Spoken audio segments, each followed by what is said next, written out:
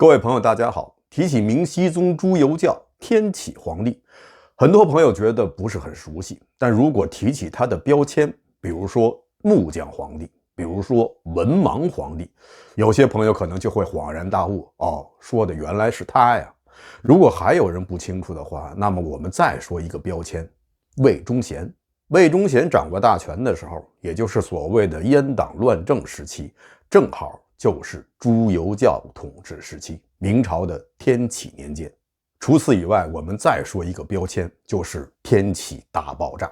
在这次大爆炸中，朱由校的儿子，也就是当时的太子，被惊惧而死。这也就是为什么在朱由校驾崩以后，皇位传给了他的弟弟朱由检，也就是后来的崇祯皇帝。所以如果没有天启大爆炸那惊天动地的一刻，恐怕以后也就没有崇祯皇帝什么事儿了。朱由校与魏忠贤可谓是一对好搭档，自7年前的那次相识以后，两个人就注定谁也离不开谁。在以后的7年里，两人是共沐风雨，彼此成就。终于他们每个人都成长成了别人希望他们的样子。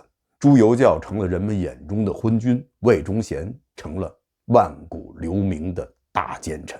不过也有另外一种说法，说朱由校其实并不是什么昏君，虽然不敢说什么明君吧，但至少也是一个有自己的想法、自己的计划的一代君王。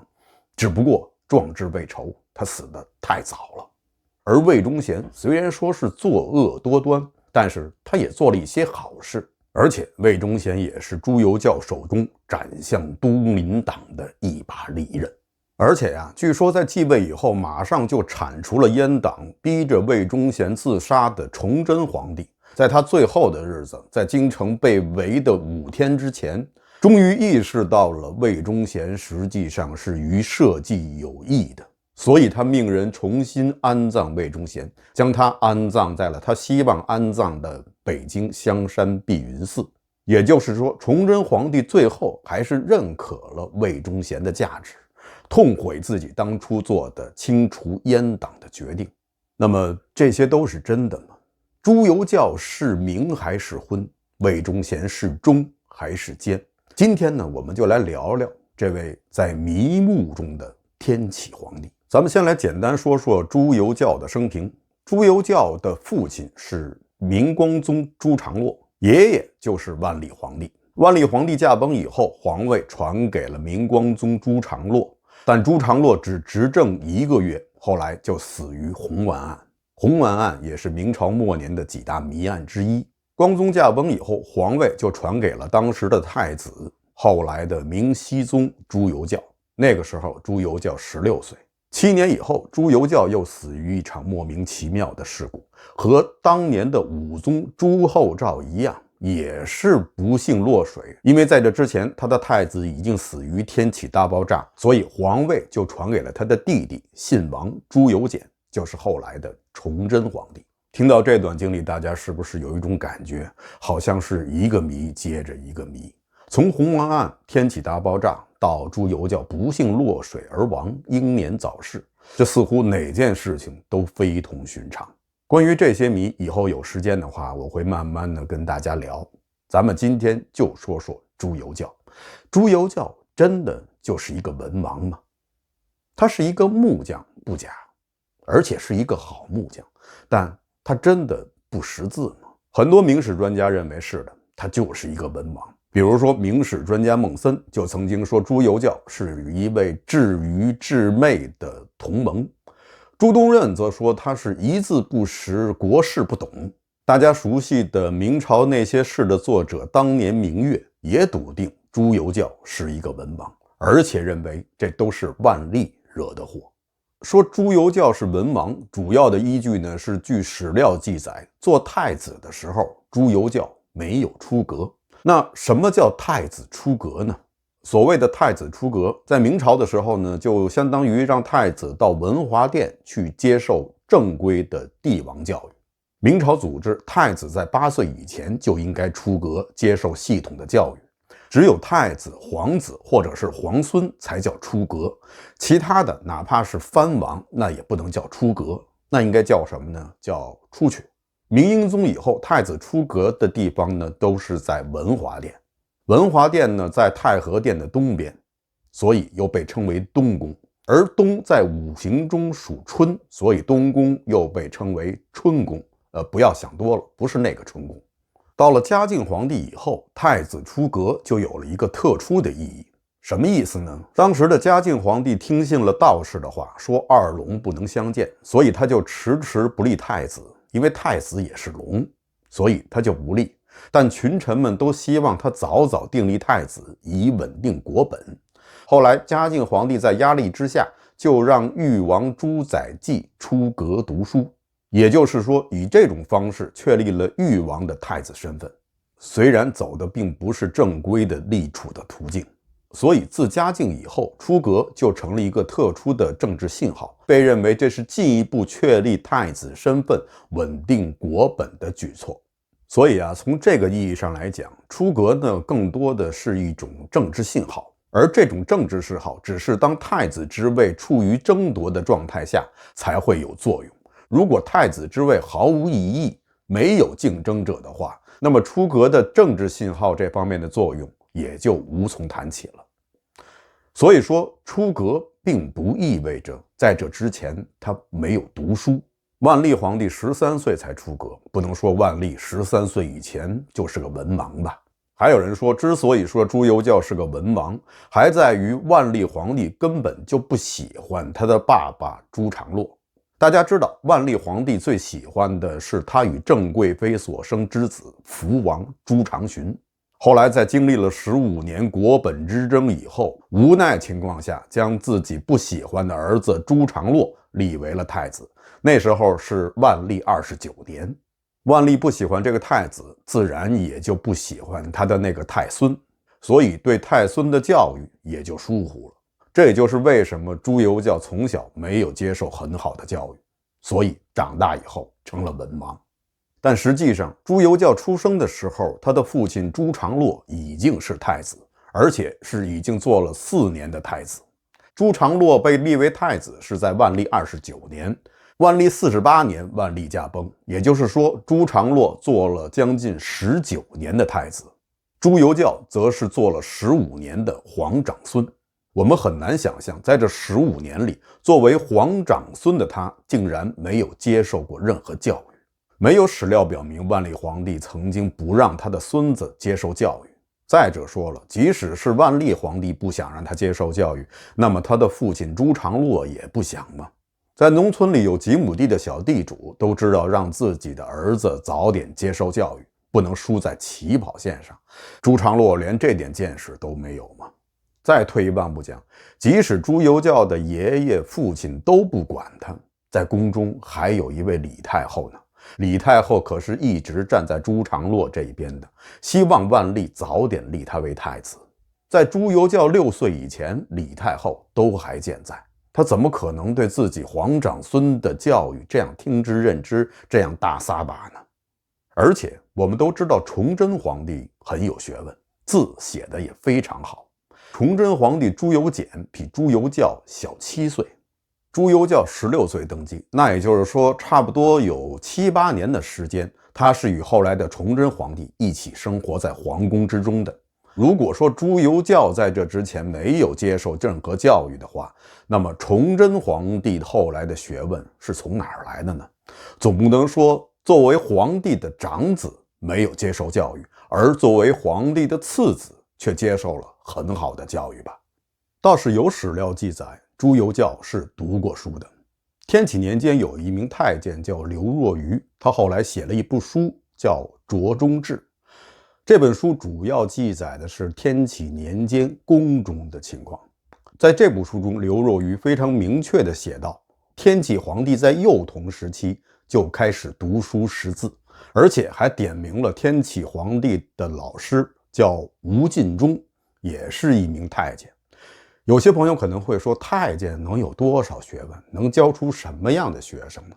太监也并不都是贫苦出身，没什么文化。比如说这位刘若愚，他的父亲是一名佥士，他也是官宦之子。但有一日，他突然做了一个异梦，在梦中有位神仙告诉他，只要他能自宫，那么他就能做神仙。醒来以后，这位刘若愚还真的对自己下了狠手。本来期望此举能够帮助他走入天宫，但没想到把他变成了公公。所以宦官中有很多是有文化的，虽然不能说他们有多么高深的学问，但辅导幼童读书识字还是绰绰有余的。况且天启皇帝登基以后是有帝师的，他的老师也是鼎鼎大名，叫孙承宗，那是万历年间的榜眼，东阁大学士。如果你说孙承宗教出的学生是一位文盲，那么你信不信孙老爷子能从棺材里跳出来咬你？即使是一向对天启皇帝颇为苛刻的清人所编的明史，也没有说天启他是一个文盲。在明史中有这样的记载，记载的是当时的首辅叶向高向天启皇帝的一份奏折，是这样写的：我皇上聪明天纵，朝讲识林，真可谓勤政好学之主矣。其中提到朝讲识林，这里说的朝讲识林，就是说天启皇帝经常参加经研活动。所谓经研，经指的就是五经，是儒家的经史子集。经研简单的说，就是皇帝与诸位有学识的大臣坐在一起坐而论道的活动。朱由校经常参加这样的活动。大家想一下，能够和大臣们在一起谈论儒家经典的人，怎么可能会是一名文盲呢？在这封奏折中，叶向高后来还提到了希望皇帝在处理政事之余，还应该再多加强学习。所以朱由校就回了一封信。朱由校在他的批复中也做了解释，他是这样说的：朕在宫中每日批阅文书，览咏经史及祖宗训录，兼时事忧劳，何有多暇？有人说这可能是首辅叶向高在奉承天启皇帝，但试想一下，如果天启皇帝真的是一个文盲，大字不识几个的话，叶向高就是想奉承他，想拍他的马屁，是不是也可以夸他其他的地方？明明知道他是一个文盲，却说他有学问，这不叫拍马屁，这叫哪壶不开提哪壶。天启皇帝的回复也不可能是我每天都在处理公事，还要读书研究学问。如果他真的是个文盲，谁还会不知道呢？非要说自己还在做学问，那不是让人笑掉大牙吗？此外，在明史孙承宗传中也有这样的记载：帝每听承宗讲，则曰心开，故卷注特音。说的是天启皇帝每次听到承宗讲课的时候，心情都非常的舒畅。孙承宗讲的肯定是儒家的那套学问。想想那时候天启皇帝也就是10几岁，正是好玩的年龄，能将儒家的学说学出兴趣来，足见他学的应该不差。此外，在现今的湖北唐崖镇，至今还保留着一座石碑坊，这个石碑上刻着8个大字。天启皇帝现在还有墨宝留存于世，那是在现在湖北的石塘镇，那个地方有一座石碑坊，上书8个大字：荆南重镇，处属贫寒。这8个字就是天启皇帝手书的。这是因为当时当地发生了暴乱，天启皇帝命各地的土司前来平叛，平叛成功以后，为嘉奖其中一个土司，天启皇帝手书的这个石碑。所以这些都说明天启皇帝绝对不是一个文盲。有人会说，即便天启并不是一个文盲，但他肯定是一个昏君，这个事情肯定是没有错的。为什么？因为有魏忠贤。奸臣与昏君本来就是相互成就的，既然天启皇帝让魏忠贤这样的人独揽大权，那么他一定是一个昏君。魏忠贤阉党乱政的这些时期，杀死了无数的人，这些也都应该算在天启皇帝的身上。有些人也觉得很奇怪，魏忠贤在外面被人称为9000岁，有那么多的官员豪绅为他建生祠，难道这些事情天启就都不知道吗？他就能够这样听之任之？如果真这样的话，那他就不是昏，而是傻了。朱由校为什么一定要用魏忠贤呢？放着朝中那么多正直的体面的大臣不用，而且朱由校本来就是由东林党人送上皇位的，他对这些人应该感恩戴德。这些人在朝中势力也很大，他完全可以充分的利用他们的影响力推行自己的政策。那他为什么不这样做呢？偏偏要用那么一个名声不好又没文化，而且还是一个宦官的魏忠贤呢？这就要从天启皇帝刚刚继位开始。那是在天启元年，朱由校继位不过几个月的时间。当时朝中的状况史称重政营朝。所谓的重政营朝，就是在朝中站立的人都是一些正人君子，更准确的说，都是东林党人。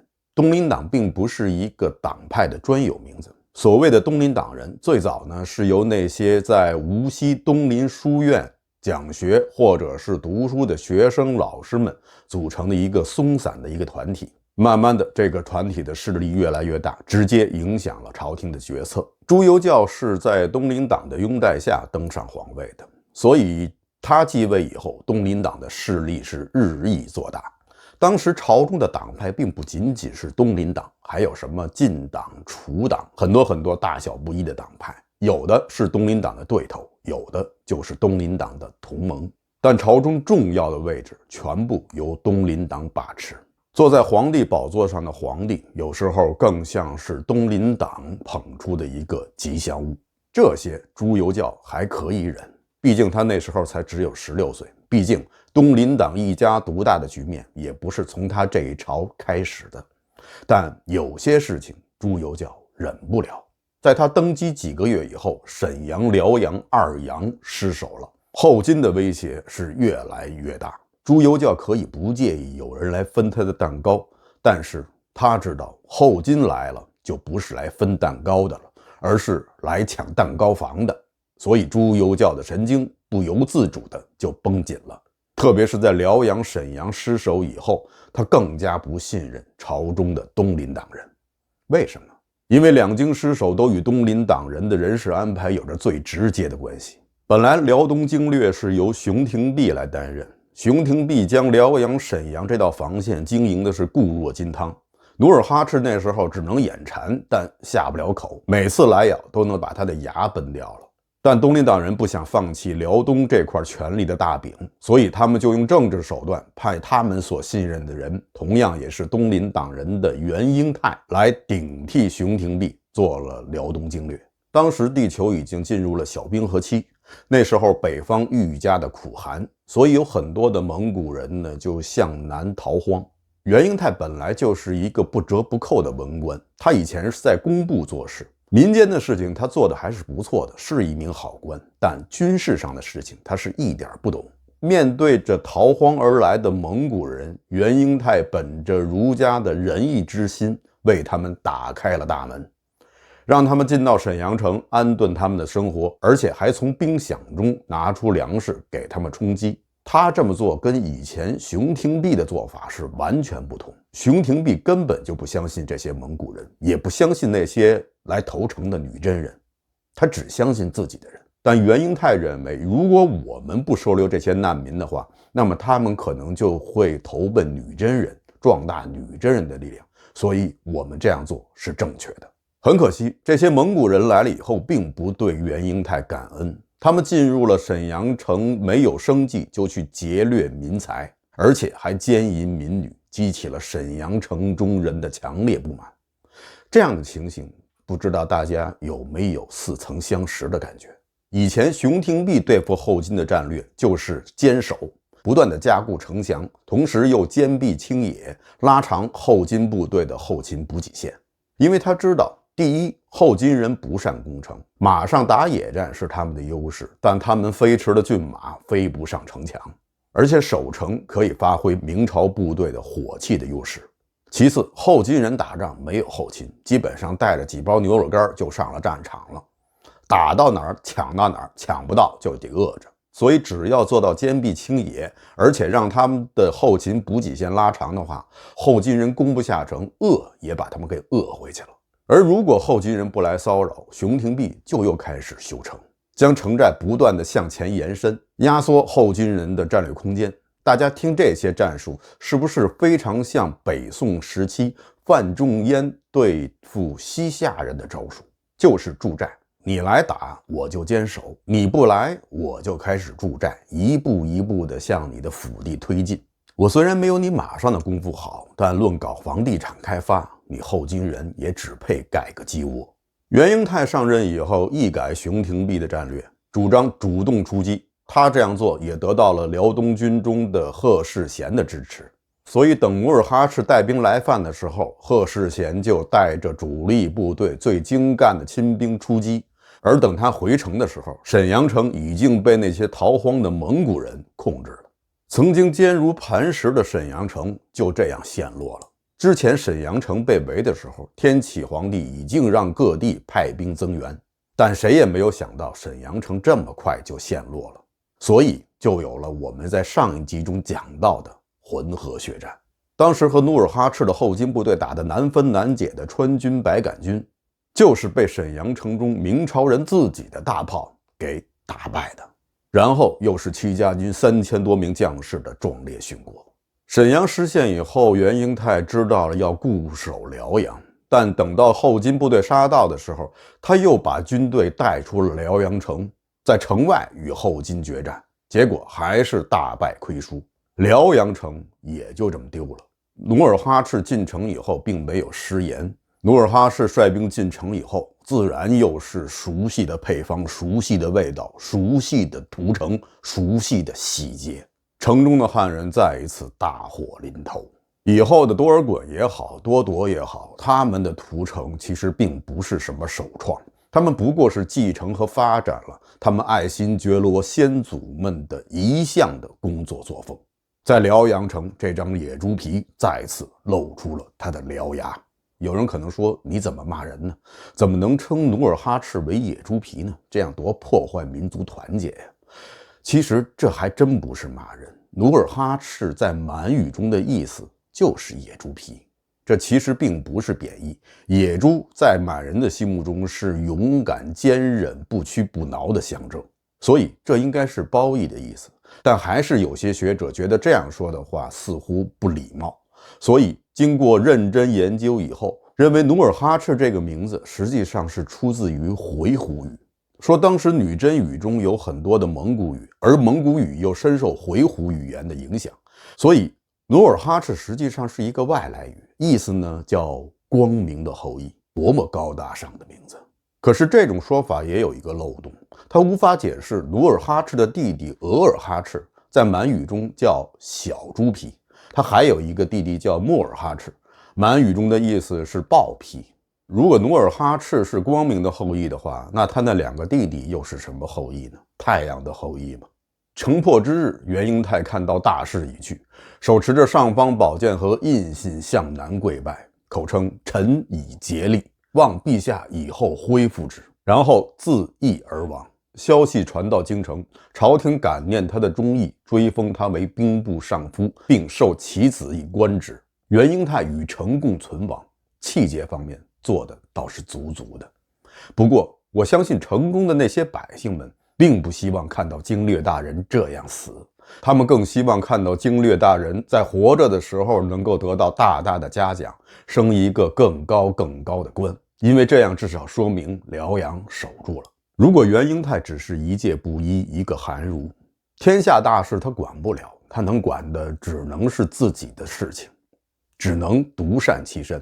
那么他这样死的话，那我们一定要给他一个大大的福字，以后喝醉了酒强都不服，只服他。但袁英泰是一名官员，他手中有权，肩膀上有责任，他要保一方的平安。如果这些他并没有做到，而且由于他的错误，导致几万将士血洒沙场，导致城中的百姓被后金人视如猪狗，那么他有什么资格为自己求一个忠义之名呢？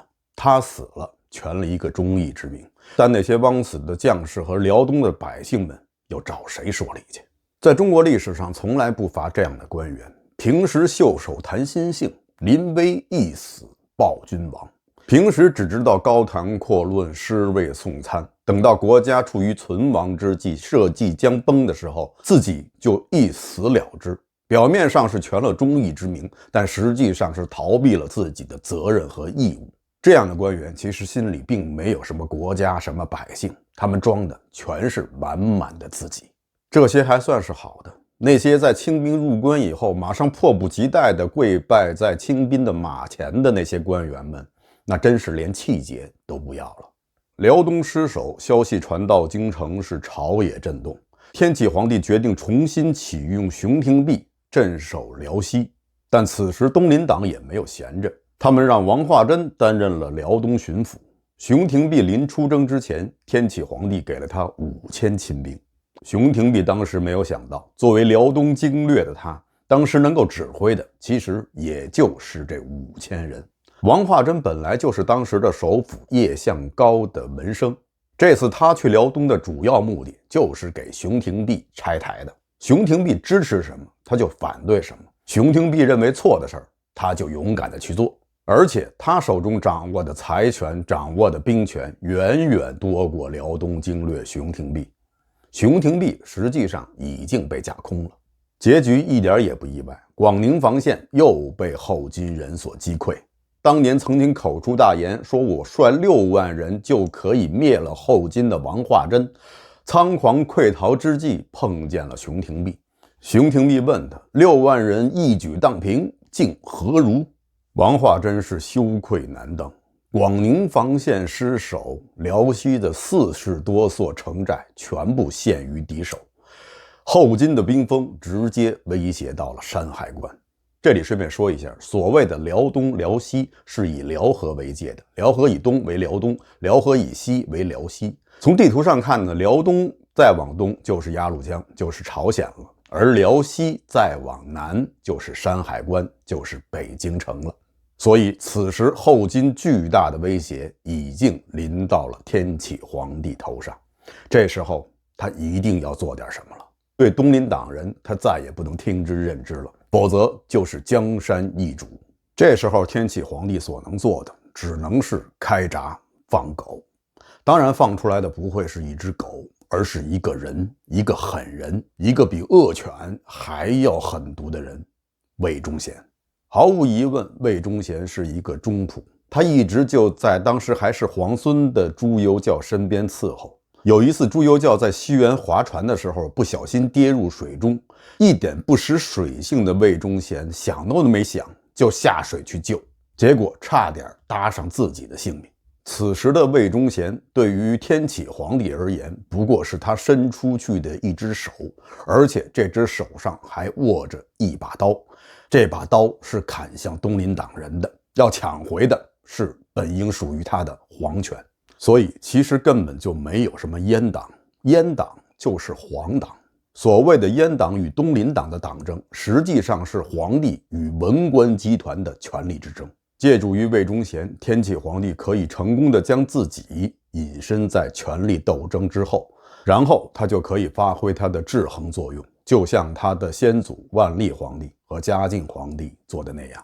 虽然魏忠贤的权力越来越大，先是9000岁，后来呢又被称为9900岁，各地的官员都给魏忠贤建生祠，其中还包括后来鼎鼎大名的袁崇焕。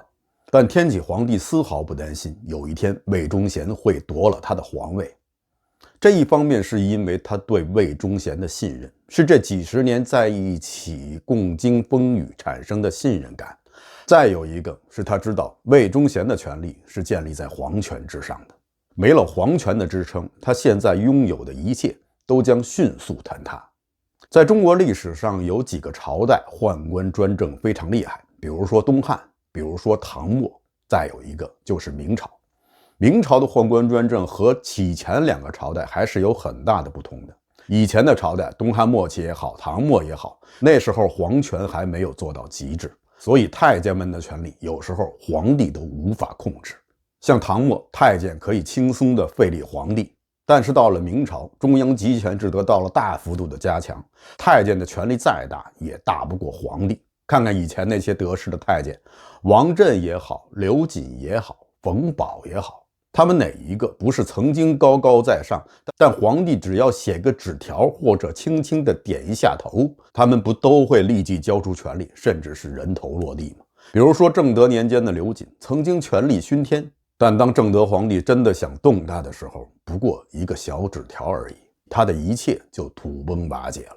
东林党人说刘瑾谋反，从他家中还搜出了弓箭、盔甲、龙符的那些所谓谋反的证据。但可笑的是，第一次搜查刘瑾府并没有发现这些东西，到了第二次再搜查的时候，这些谋反的证据就都凑齐了。刘瑾一个太监会谋反，这恐怕说了谁都不会信。但当正德想让他死的时候，他自然也就死了，没有任何的还手之力。所以朱由校就这样放心地使用魏忠贤，他不在乎魏忠贤是9000岁还是9999岁，他知道他永远到不了10000岁。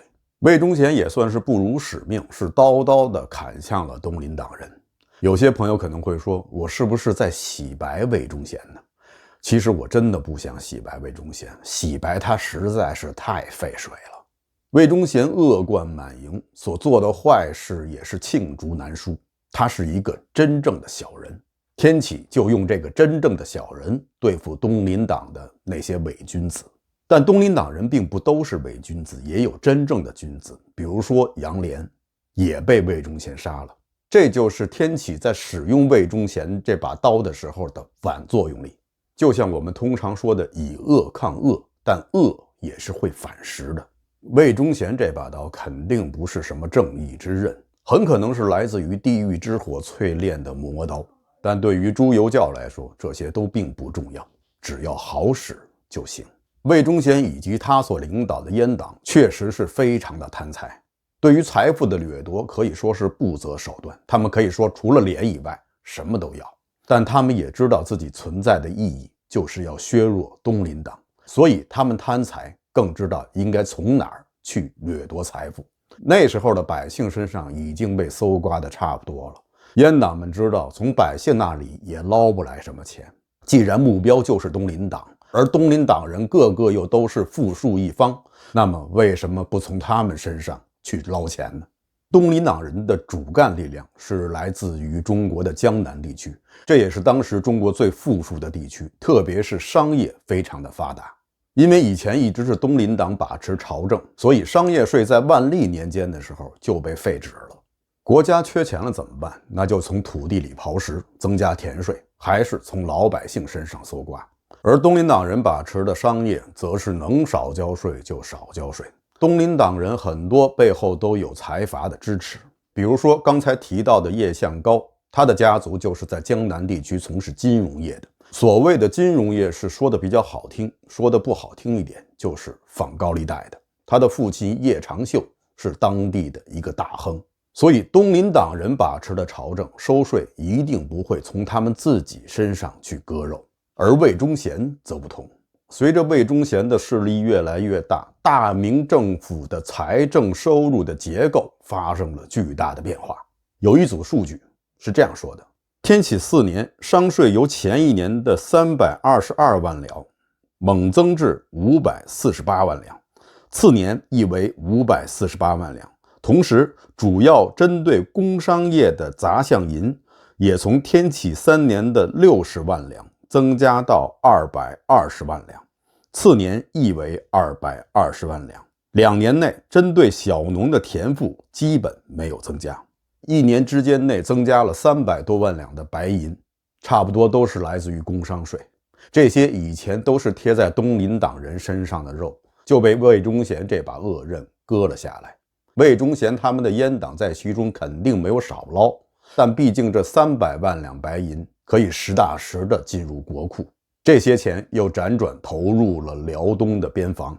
在以后的几年，帝国的北部边防日益牢固，军饷得到了充足的供应，后金的扩张也得到了压制，后来还取得了宁远大捷，局势总算是稳定下来了。所以说呀，魏忠贤虽然做了很多坏事，但也不能说他一件好事都没做。他至少非常清楚地知道，他的命运是与皇帝的命运在一起的。如果皇帝没了的话，他也就完了。而不像那些东林党的大臣们，皇帝没有了，他们换个袍服，继续当他们的官，发他们的财。在很久以前的一部影视剧，好像叫《江山风雨情》中有这样一个情节。当时扮演天启皇帝的陈道明老师很明显，陈道明老师演天启有点老了。天启皇帝驾崩的时候只有23岁。在这场戏中，天启皇帝对即将继承他皇位的他的弟弟朱由检做最后的嘱托。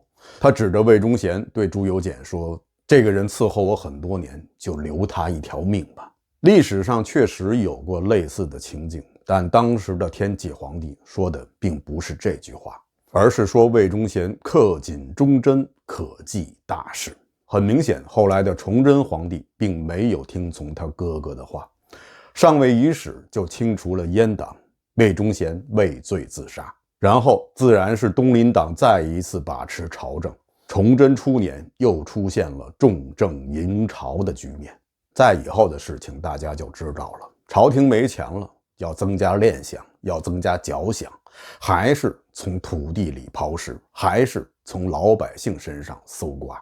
虽然最后崇祯也意识到了东林党人不堪信任，他又重新启用了一些太监，但为时已晚。虽然晚了，但至少还有一件事情能够让崇祯略感宽慰，在他自缢于眉山之时，身边陪伴他的还有一名太监。我们经常听到一种说法，说崇祯皇帝最后还是后悔了，后悔杀了魏忠贤，是说当大局已定，王朝的覆灭无可挽回之际，他身边有一个叫曹化纯的太监对他说如果忠贤尚在，何至如此啊？这里说的忠贤并不是指的忠臣义士，而指的就是魏忠贤。当时崇祯听罢是慨叹一声，然后命人去收拾魏忠贤的遗骨，隆重安葬于北京西山的碧云寺。这个地方也是魏忠贤生前最中意的葬身之所。那么这个说法是不是真的呢？首先要说，这种说法出自于冯梦龙的《燕都日记》，在正史中并没有类似的记载，而且这种说法呢，与正史中的一些记载是不一致的。比如说，据明史记载，崇祯元年，崇祯就下令对魏忠贤的遗骨实行折刑。史学家谭谦在他的《国阙》中也记载，魏忠贤犯殊死，不遗寸骨。也就是说，在崇祯元年，魏忠贤已经是尸骨无存了，那又怎么收集他的遗骨呢？这是其一。其二，据《燕都日记》记载，崇祯下令收集魏忠贤遗骨是在3月14日，而4天以后就是北京被李自成攻陷之日。魏忠贤的尸骸原来所在的地点是在河北的河间府，那里距离北京差不多200多公里。要在仅仅4天的时间内，在当时的情况下完成收集骸骨、制造石碑、安葬等一系列事宜，恐怕是来不及的。再者说了，北京城都要破了，崇祯和他的下面的那些人还有心思去做这件事情吗？非常值得怀疑。但北京西山碧云寺确实有一处陵墓，在康熙20年的时候被人发现，确实是魏忠贤的陵墓。那这又是怎么回事呢？其实早在顺治年间，谭谦在收集历史资料的时候就曾经到过碧云寺，也发现了这所坟墓。当时他询问周围的人，周围的人告诉他，这是清朝建立以后一个叫苏应宣的太监为魏忠贤建的陵墓，这里并没有魏忠贤的骸骨，而只是一个衣冠冢。天启皇帝在位的时候还为张居正平了反，同时他又颁布了新的宗室法，实行宗室永禄制，也就是说不会像以前那样只要多生一个儿子就多一份俸禄，以后一家里只拿一份俸禄，不管你能多生多少孩子，这样就大大减轻了政府的负担，那些诸子诸孙们的日子也就没有以前那么好过了。对魏忠贤的使用或许更像是使用一把双刃剑，可能伤敌，也有可能伤己，但当时确实有它的必要性。也许朱由校还有更长远的规划，但天不假年，他只执政了7年。这样的朱由检，这样的天启皇帝，当不当得起一个昏字呢？好的，以上就是本期节目的全部内容，感谢大家收看，欢迎大家点赞订阅。这里是风下杂谈 Frank 为您带来有温度的历史，咱们下期节目再见。